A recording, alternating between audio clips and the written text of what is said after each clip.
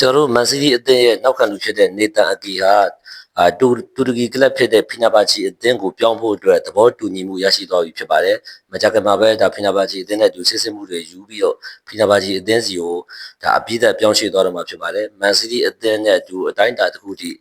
နေခဲ့ပြီးတော့အတိုင်းအတာတစ်ခုထိအောင်မြင်မှုတွေရယူခဲ့တဲ့ကျွန်တော်တို့ရဲ့ကစားသမားဖြစ်ခဲ့မှုတဲ့နေတန်အကီကလက်ရှိမှာတော့တူရကီကလပ်ရဲ့ဖိနာဘာချီကစားသမားဖြစ်သွားတော့မှာဖြစ်ပါတယ်ဗျာ။ဘာဖြစ်ဖြစ်ကျွန်တော်တို့မန်စီးတီးအသင်းအနေနဲ့ကျေးဇူးတင်ပါတယ်ဒီကစားသမားကျွန်တော်တို့အသင်းရှိခဲ့တဲ့အချိန်တော့ဘာဖြစ်ဖြစ်အတိုင်းအတာတစ်ခုထိအထိုက်လျောက်ကိုယ့်အသင်းအတွက်မန်စီးတီးအသင်းအတွက်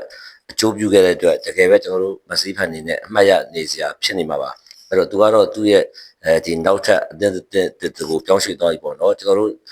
နောက်ခံလူတွေကတော့ကျွန်တော်တို့မန်စီးတီးအသင်းမှာလက်ရှိကျွန်တော်တို့ဂေဟီတို့အပြင်ခူဆာနိုတို့ဂဝါဒီယောတို့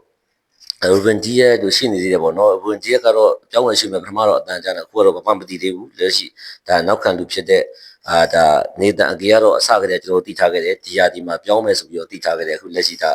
သူ့ရဲ့အပြောင်းအရွှေ့တော့တရားဝင်ဖြစ်သွားပါပြီဟေးပြီးကိုးသွားပါပြီတူလီကလပ်ဖြစ်တဲ့ဖိနာဘာရှိတင်းစီကိုရောက်ရှိလို့တော့ပြီဖြစ်ပါလေဗျာ